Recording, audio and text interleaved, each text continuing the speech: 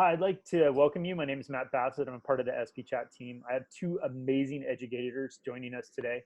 They reached out to me pretty early in the selection process for this Phys Ed Summit this year and said, Matt, we wanted to share some stuff for adapted physical education. So I'm very excited to have both Tracy and Cindi with us, and welcome to the SP Chat. Perfect, thank you. We're going to start our presentation on meaningful quality PE for all, and I am Cindi Chase and with Tracy Sharlow. And I'm Cindi Chase, and I'm a mom, a wife, a daughter, and a sister. I'm starting my 19th year as an adapted physical education specialist in Pleasanton, California. I'm also a Special Olympics program coordinator for my district, and we are a part of the Tri-Valley Schools program. I'm also planning on the planning committee for EPW, which is an elementary physical education summer workshop at Cal Poly SLO. And I feel very blessed and honored to have these opportunities to be able to share my passion and purpose with. Next slide.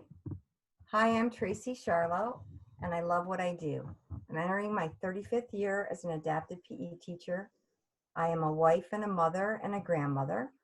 I was honored in 2016 as the Shape America National APE Teacher of the Year, and recently have become an open national trainer. I'm now in the process of writing functional free curriculum to deliver and support and help PE and APE teachers. I'm a product of people believing in me, and I'm very grateful for that, so I feel I need to pay this forward. I'm also super grateful to my school district that I work with in Potsdam, New York, St. Lawrence Lewis BOCES, for supporting me in everything that I do. Next slide, please. Our intention today is to share the important factors that can safely and successfully promote a meaningful PE-based program. And in doing so, will support student learning outcomes for students of all abilities. Next slide. The components of quality physical education program include providing all students an opportunity to learn.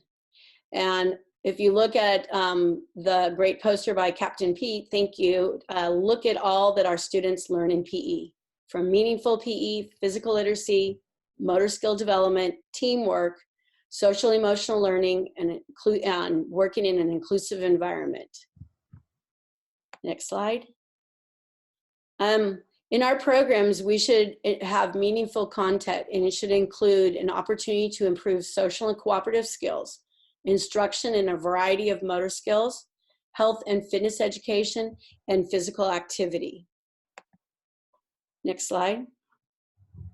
Within our PE program, we should be creating a meaningful experience for our students, and they should include fun, social interactions, challenge, motor competence, personal relevant learning, and delight. And delight is our personal favorite because that is the one principle that really grabs our kiddos' interest.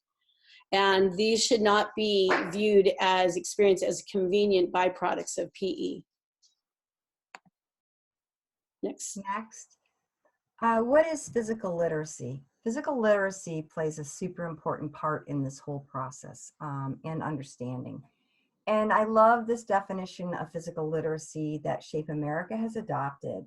It's really geared towards all kids, and we should always be working towards the last statement, which is the healthy development of the whole person in every aspect and everything that we do.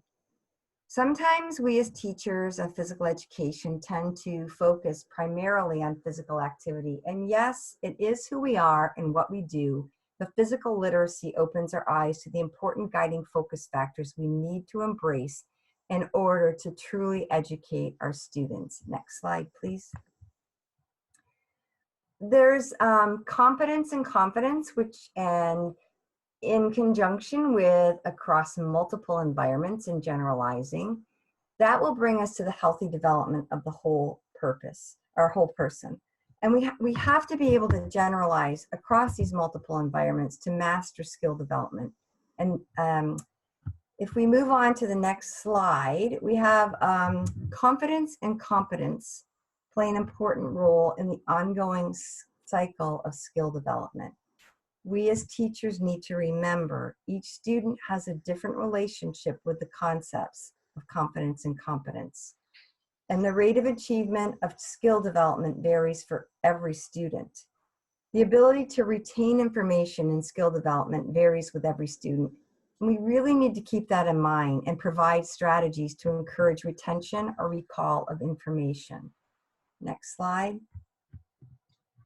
I love this visual of competence and confidence, and it has a nice little like yellow gray area where it's the combination of both.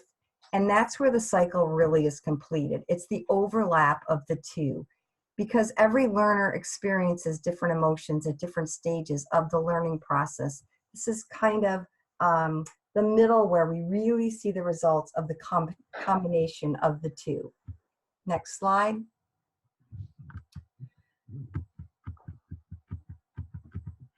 Generalization across multiple environments is what really leads to more success towards the mastery of skill. Generalization in education is the ability to use skills that a student has previously learned in one setting or circumstance and take it into a new and completely different environment. Once a skill is learned, it needs to be used in multiple environments to successfully be mastered. This is, I'm going to share what I do with my students actually with this concept of generalization.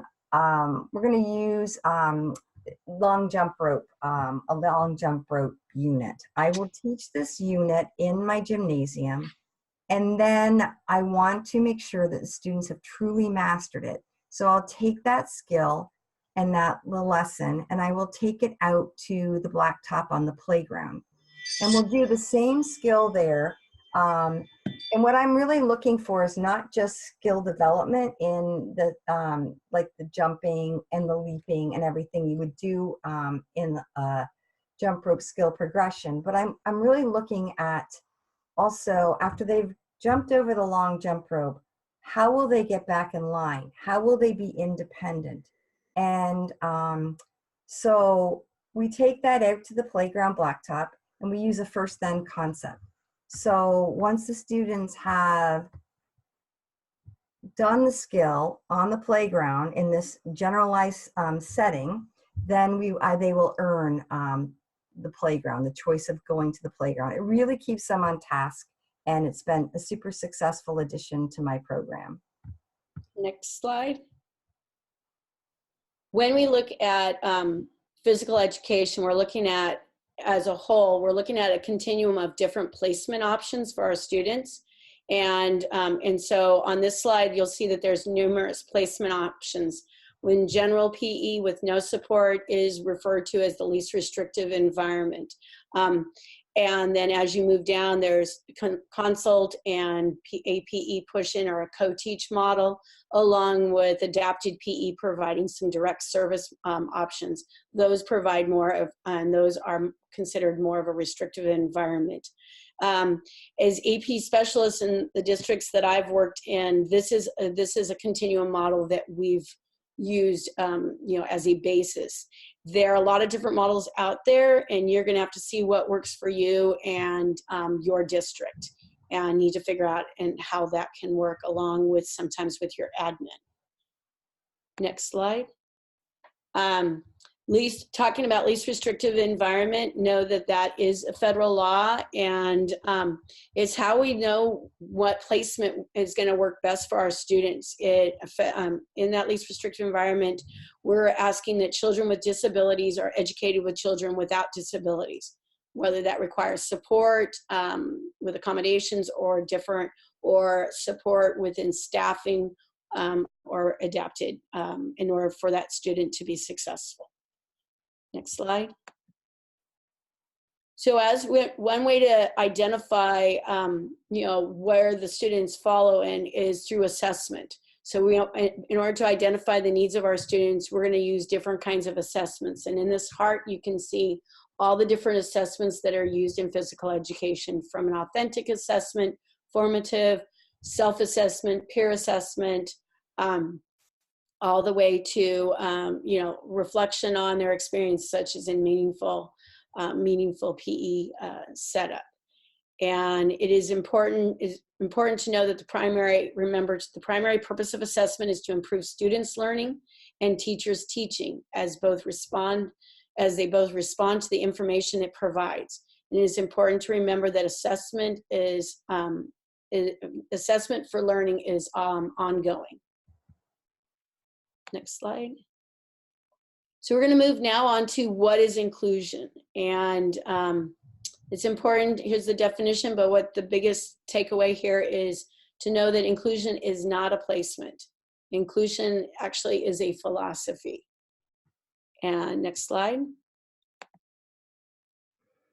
I want to share a little bit on the benefits. There are many benefits regarding inclusion in PE, and some of those these benefits really help develop a supportive. Some of these benefits I've seen firsthand, and that's from developing a supportive school and community to developing friendships among students with disability as they learn side by side with their peers. Our general education students develop empathy, compassion, and leadership from these experiences. I see it both in the classroom. I also see it as, for the last 4 years, we've done an ability awareness at one of my schools,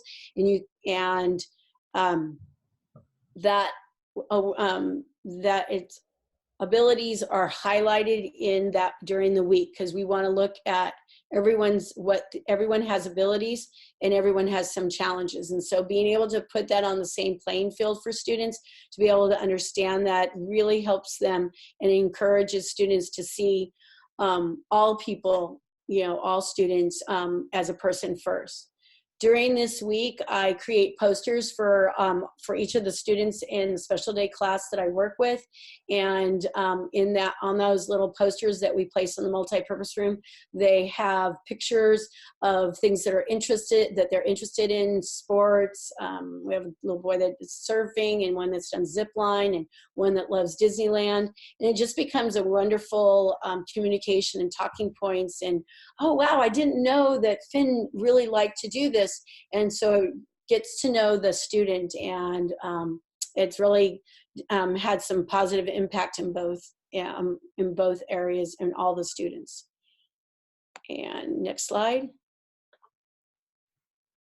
And so on this slide, it says exactly that. Inclusion is celebrating all abilities. And these are some pictures that do that.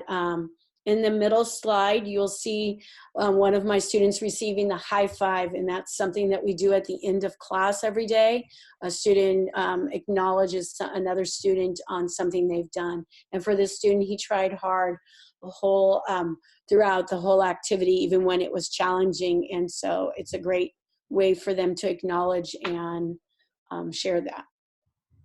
Next slide. And then this is just a slide that really helps us with inclusion is learning and working together and knowing that we are better together. And these are some great cooperative activities, and my students participating in it. And some of them may look familiar to you. Some of these students, especially the one in the top right, that's Vivi, she just being able to hold on to the shoulders of her classmates and them holding on to her took about a year. And so they're doing a great job of going very slow and letting her go at her pace. And that's the way that went from a year ago, not being interested and willing, to now being a part of the team and being a part of it. And as it says, we're better together. Next slide.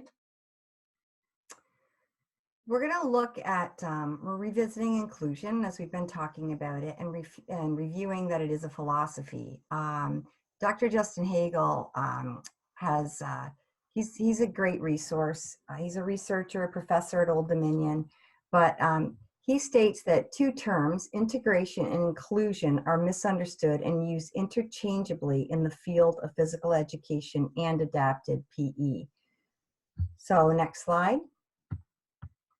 What I love, one of my favorite statements by Dr. Hagel is that he says, when he talks about inclusion being a philosophy, he takes it a step farther and says, it is a philosophy that guides educational practices. And I really don't think that we can really view it in a better light than that. Next slide. Once again, reviewing, as Cindi had said, inclusion is creating an environment of respect, empathy, trust, acceptance. It is a feeling of being included while including everyone, which is another great quote from Dr. Hagel that I really like. Next slide, please. And I'm pushing this inclusion as a philosophy deal because here's another great way of looking at it and understanding. Inclusion is based on the belief that students of all abilities have the right to an education that is meaningful, appropriate, and equivalent to that of their peers. Next slide. So what if we thought outside the box and we asked our students if they felt that they were included in their PE class? What would they tell us? I'm going to be sharing right now some upcoming research work of Dr. Justin Hagel. He was kind enough to share this with me and give me permission to share it with you. So next slide, please. I'm going to warn you, this can be a little upsetting to those of us that are really passionate physical educators, but there's a lot of truth to this, and this is why we're sharing it with you. This is a student with disability reflecting on their PE experience when they were actually in high school, I believe. I felt very excluded, very pushed aside. They'd say, everyone do this. Shelley, you just do this. I didn't argue because I didn't know how to do what they were asking in the first place. It added a sense of separation, annoyed, embarrassed, and separated. Next slide. And let's not forget that these students were placed in a physical education program that the teachers thought was inclusive. And obviously, so far, it has not, we've not heard that from the first quote. This is an adult with a visual impairment who was reflecting upon his past PE experiences. Everyone had to do PE, so I had to go, but I didn't do anything.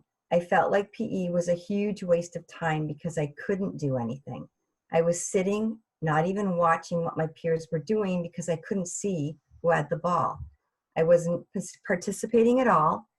I felt like nobody cared about me because no one tried to include me in any of the activities. I felt like I didn't belong there, like I was just a body, taking up space, taking up air. Next slide. Here's another statement from a student with disability who was reflecting upon their past PE experiences. And, you know, really, is this what we want our message to be when we think about what meaningful PE is for all students? I was pretty much ignored by my peers. I was sitting on the side, but I wanted to be out there doing things. I'm sitting there and they're having fun and basically ignoring me. You're over here and everyone else is over there. It was terrible. Next slide. So as PE teachers, especially when we think about if we're going to embrace the physical literacy, we need to remember that we have to make sure that all of our students feel included in our classrooms, whether they are in an integrated setting or in a self-contained setting. Inclusion happens across the physical education continuum. It doesn't matter what placement a student is in. Inclusion is the philosophy that guides practices. And it should prevail in every placement. And every student deserves a quality physical education program that's, that has a physical literacy-based experience. And I really love this slide. We must Maslow before we bloom. To me, it just says everything that we need to take care of our students' needs before we can expect them to become the best students they can become. Next slide. So if a child can't learn the way we teach, maybe we should teach the way they learn. And Cindy's going to talk next about, on the next slide, about what is universal design for learning. So if we have the universal design for learning slide up, we need to look here at what is it that's doing the same for everyone. Is that the right way to go? If we look at that slide, is it fair that all the different animals are going to take the same exam of climbing the tree? How do you think that'll work? But yeah, that's what we see. Next slide.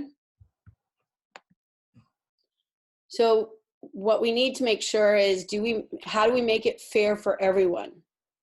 We have here removing the barriers, knowing that justice, the one on the end where everyone's able to stand there, is that final step. Next slide. And how do we make this happen? So in universal design and learning in PE will help us in our way. The 2 points it has here is that it's a way of thinking about teaching and learning that helps give all students an equal opportunity to succeed. And it focuses on individualized learning based on the student's needs by allowing for accommodations or modifications to fit each student's need. Next slide. So to talk a little bit more about that, accommodations and modifications, a lot of us have seen this, these areas that we focus in accommodations, which is the rules, equipment, environment, and instructional strategies. For us, we like that, but actually I'd like to make a little tweak, and instead of instructional strategies, maybe state learning strategies, because to us that's more of a kid's first statement and a kid's focus. So if we change those learning strategies, then you create the acronym of REAL, and if you look at it, we want to reel our students in by providing them with the appropriate accommodations and modifications. Next slide. So I'm going to talk a little bit about the difference in what each one is. So on this one, what is accommodation? And accommodation is a change in how something is taught to help support the student's participation in order for them to access the content. So here's some examples of some visuals that I use, and how that actually communicates more clearly to the student of what we're asking them to do. We also have one student on the side. It's in an electric wheelchair over in middle school, and we're going to be working on changing the rules in order for him to be included. And so these are all examples of accommodations. Next slide. Another accommodation is the equipment we use. And so I've kind of shared out of my garage, actually, all these different changes of equipment. And as you can see, there's a lot of different balls that maybe have the nubbies or are easy to grab or really light. So kids are able to be successful in throwing them, but definitely in catching them. There is also a blue ball on the side that's got holes in it, and really that's a bell ball. So our students that are visually impaired, it's a great ball, and so that they're able to be able to see or be able to hear where the ball is coming for, so they're able to reach for it. And these are just a few examples of some equipment accommodations we can make in order for our kids to participate. Next slide. And now I'm going to share what a modification is. So on a modification, we're actually changing what is being taught or the expectations for the student. And by making that change, we're able to better meet their needs and match their abilities. And so here's a few examples. And I wanted to share a little bit on a picture in the middle with a student inside that hula hut. And it's a modification we needed to make that day. This student is not one that likes to stay and hang out when we're playing a game for too long, and his interest really was to knock down everybody's hut. And so then it made it challenging for the students to participate. We were able to have him really come over to the side, and he was sitting down, and so we started to the other student in the background started building a hula hut for him, thinking that maybe this might be what he wanted, because maybe what he was communicating. And he was thrilled, and he was very still, and not sure you can see it, but we've got a thumbs up. And so not only we found that with this modification he was able to participate, you can see that it became meaningful to him. And next slide. So with that, in how to make lessons accessible for all, we're going to talk a little about a few tips with differentiated instruction. And in that differentiated instruction, what we're looking for is to create a safe and successful inclusive environment that supports the student learning objectives. We have a list here is simply stated information and rules. These are just these are things that should be able to incorporate in your class and definitely help your students. And you can see I have the what are we learning today, and having those either on the whiteboard, that what, how, and why that physical educator Joey has created really helps them to know what's happening and what they're supposed to be doing. It's a great one for all students. Consistency and routine and schedule and warm-ups really gives them, they know those expectations. So whether that's standing on the line and warm-ups start there, or if it's bringing together, or if there's visuals that show what they're going to do, that really helps students know their expectations and what to do. Allowing student extra time for transition and to process information is really important. I especially think of my students with autism. This is really key for success. It takes them, studies tell us that it takes them up to 15 seconds to process a verbal direction. So that's a long time if you think of it. And oftentimes people will tend to repeat. And so that student has to start processing, trying to process all over again. And that often can lead to some frustration.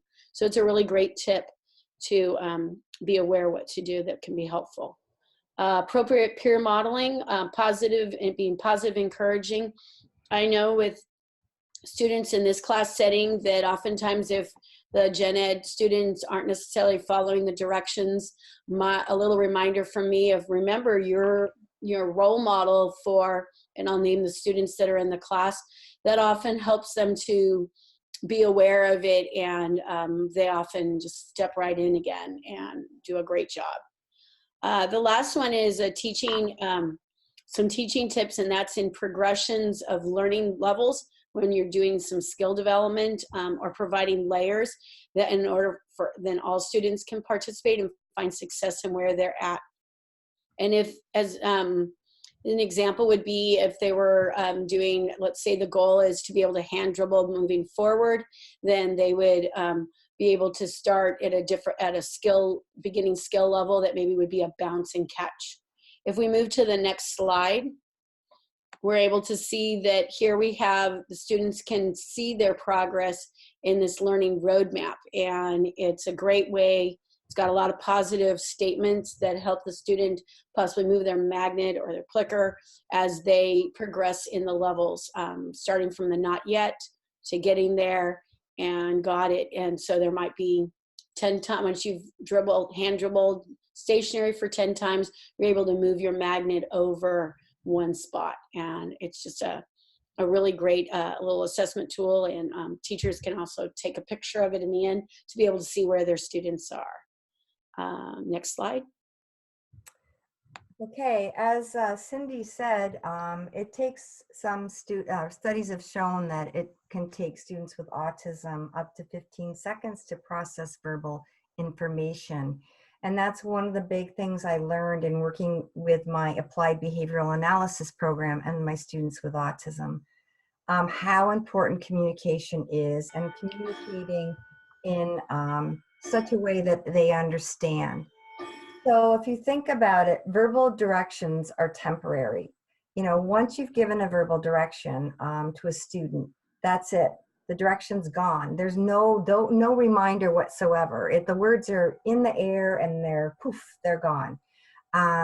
So it's really important to make sure that we use visuals, and they can be used as directives and placed in our students' field of vision as a form of communication throughout the whole class, or whatever's appropriate for the student that you might have. And, you know, just to make a reminder also that every student is going to be different. So we need to accommodate them and or modify for them in the way that's appropriate. Next slide, please. I really embrace this VAC learning styles. It's a pretty cool concept. Basically, it's the idea that most of us have a dominant learning style. And the three most prevalent learning styles are visual, auditory, and kinesthetic. We can also have a secondary learning style that sort of assists with our dominant learning style, and even a third sometimes. But I find with my students with autism who are on the spectrum that most of their dominant learning style is going to be visual. Next slide. So with this fact theory and using visual cues specific to the lesson, I'm going to give a little example. I wanted my students to do have a full arm extension in a dance that I was doing, and they didn't seem to understand what full arm extension was.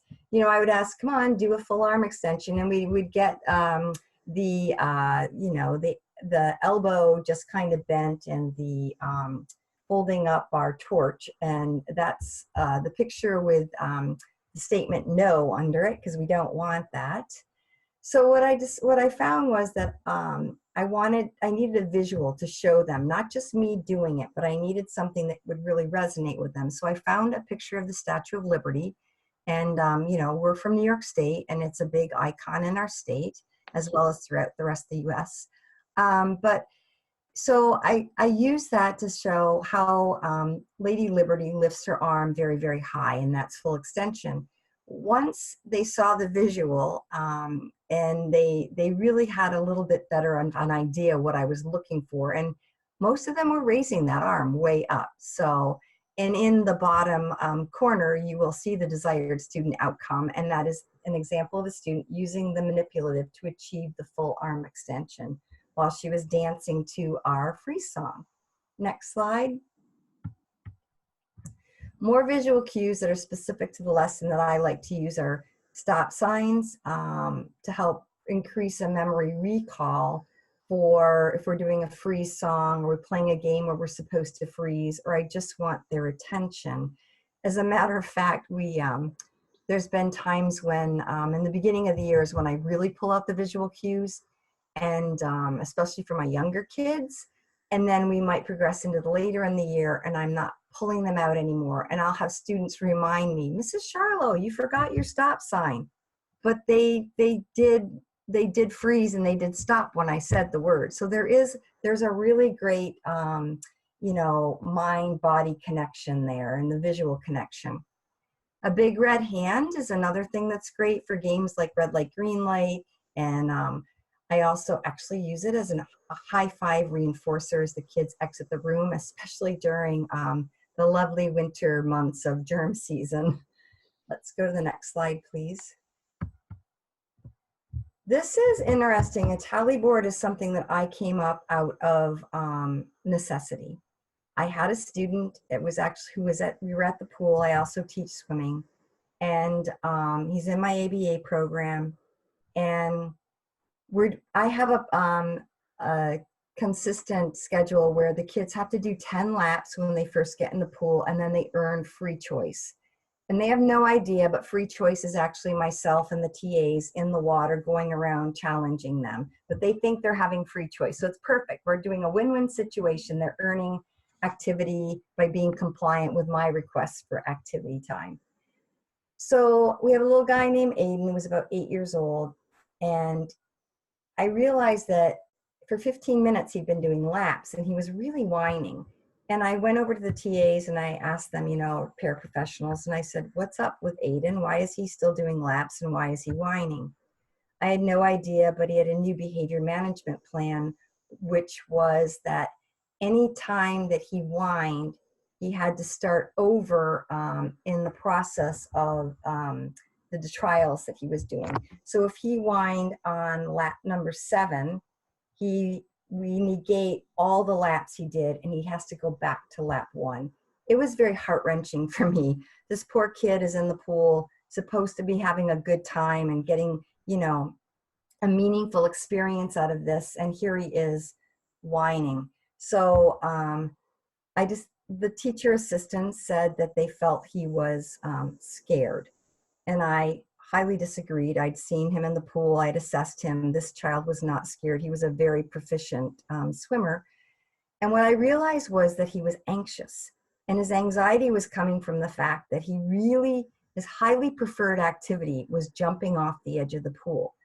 And he didn't know when his laps were going to be done. So he was really upset. He was not going to have the chance to jump off the pool. We'll go to the next slide, please.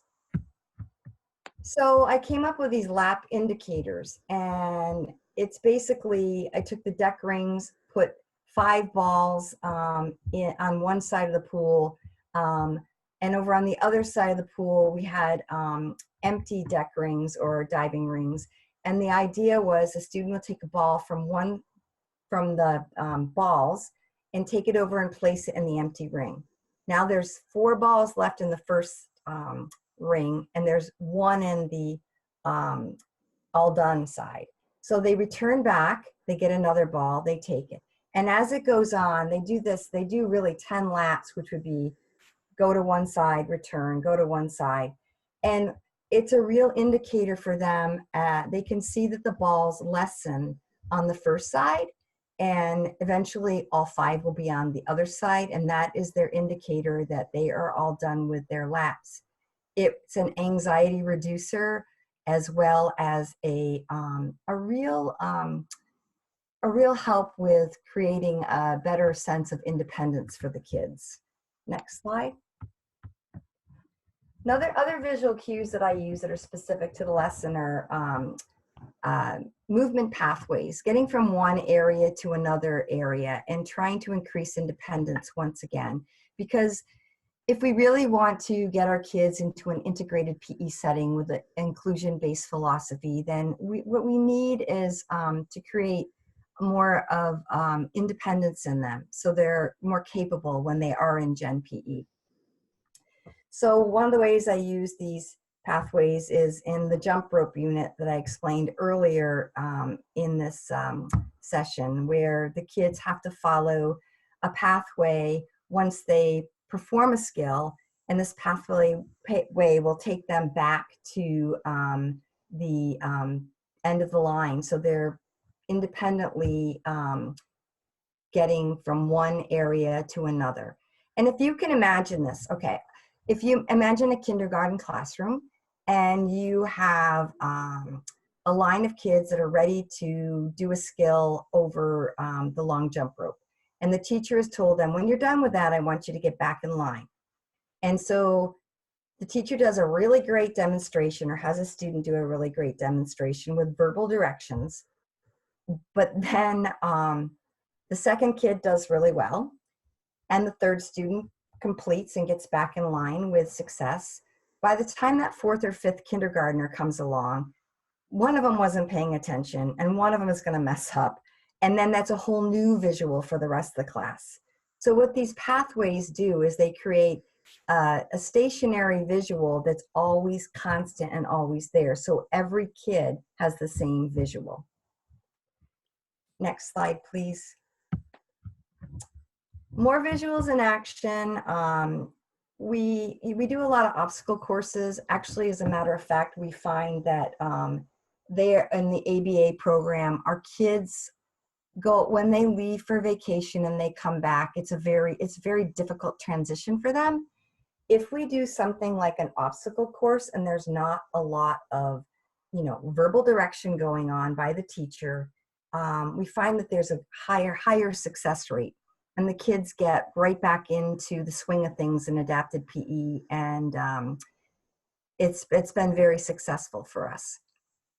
But some of the things we do the visuals for is we write down the prepositional phrases. What are they doing? They're going through the hula hoops. So what are they doing? They're going over the hurdles.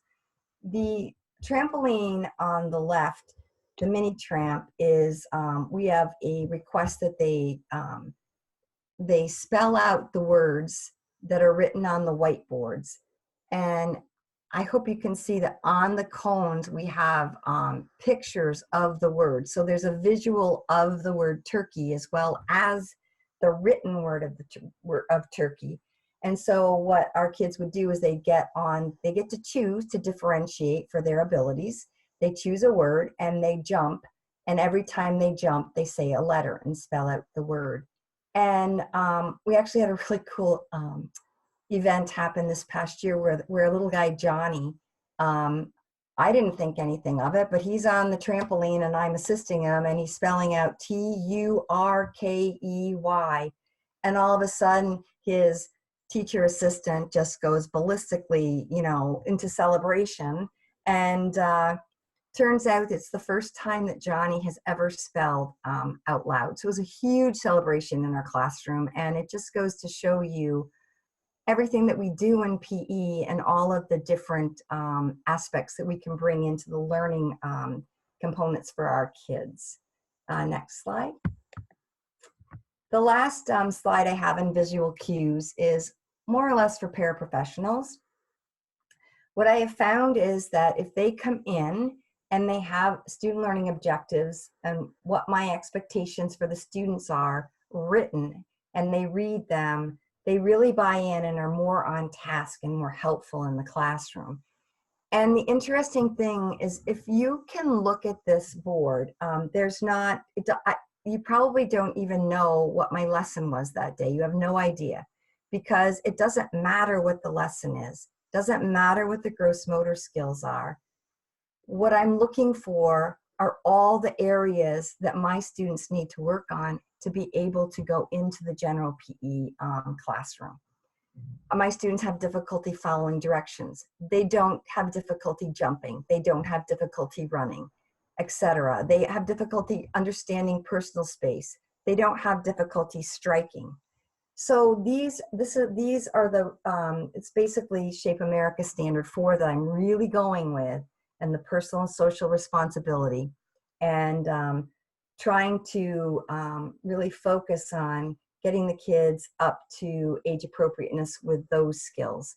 And another interesting point about this is my teacher assistants will say, oh my goodness, that's what we're working on in our classroom too. How interesting is that? So it really creates more of a team effect and a bonding between classroom and PE. Next slide. All right, I want to share one of my favorite games, and the reason that I call it one of my favorite games, because I've seen some really great success for a lot of my students. And it's a great cooperative game. It's called Mini Cooperative or Co-op Kickball Game. And I work with Terry Drain, and she created it, and then we kind of tweaked a few things to make it work for each student. This is set up as second and third grade, and the area of focus is cooperation that promotes communication, working together. And it also I found extended the engagement level my students had along with practicing the base running. In this game, you have 5 players, and it's basically a 4 versus 1 game. And if you look over at the little diagram of our diamond, in the little squares, there are players in the field, and my smiley guy at home plate is our kicker. The way the game works is the kicker kicks the ball and then runs the bases, first, second, third, home. First, he keeps on running the bases until he hears the word stop. And the way that that happens is the players in the field, you have someone that's catching the ball. They then need to toss the ball to everyone. Everyone in the field must have caught the ball at one time. For my students, they quickly find that, or for other students too in second grade, that in order for them to catch it, you really need to call their name. So you make sure they're paying attention, otherwise the ball rolls away. They get a chance to do this, and once they're stopped, that kicker could count how many bases they ran, hold on to their number if they did like 7, and then they will then rotate out, and the kicker's rotation is a reverse, so he'll then go to third base, and so now the pitcher becomes the kicker, and then it starts again. It's just a great opportunity for practice, for base running, but the biggest takeaway here is that students start gaining strategies to see that they may need to move closer to some of my students, that they may, by throwing it 20 feet away, that might roll past my students and they're not aware. So it's just a great way for them to figure out how to work together. An extension of this game, if we go to the next slide, is it's adding another layer, and it's called all-in kickball. And this is grades 4 through 5. And here the biggest change is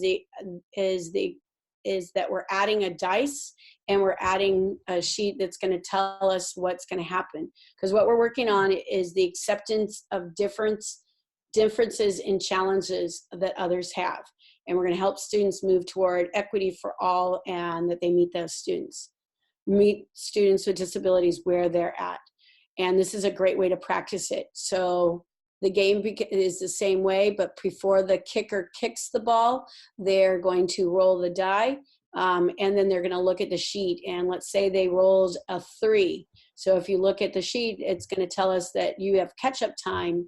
You must be behind in your points, so you're going to score 2 points for every base. So it gives them that accommodation of they're going to get, that opportunity to make more points. And, we can think of our students that might be a great accommodation for them to have. The areas of focus here is cooperation, communication, and really providing accommodations, and for students at this age to understand the purpose and to match that with the challenge that a student have, because a 2.0 is the next level, and that's really the students working with our students with disabilities and then coming up with an accommodation that will make it fair for everyone.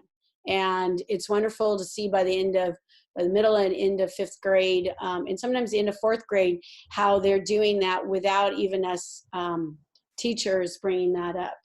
They're going, I just let, Jonathan, get an extra turn and stuff because he was having some trouble. He missed that ball, and we're going to just let him get 2 points for every turn, or whatever that would be. Next slide.